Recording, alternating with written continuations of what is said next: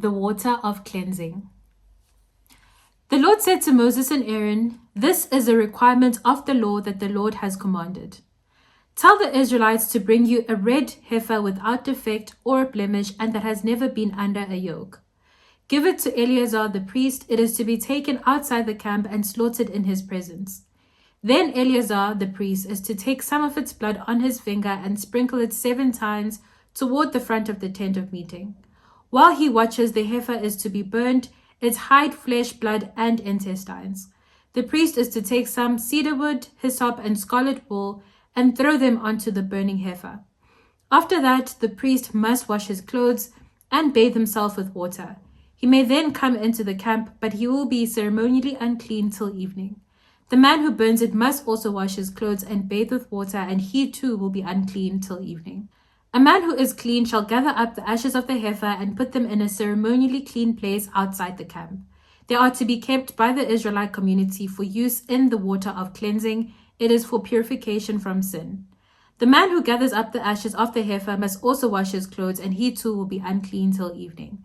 This will be a lasting ordinance both for the Israelites and for the foreigners residing among them. Whoever touches a human corpse will be unclean for 7 days. They must purify themselves with the water on the 3rd day, and on the 7th day then they will be clean. But if they do not purify themselves on the 3rd and 7th days, they will not be clean. If they fail to purify themselves after touching a human corpse, they defile the Lord's tabernacle. They must be cut off from Israel. Because the water of cleansing has not been sprinkled on them, they are unclean, and their uncleanness remains on them. This is the law that applies when a person dies in a tent.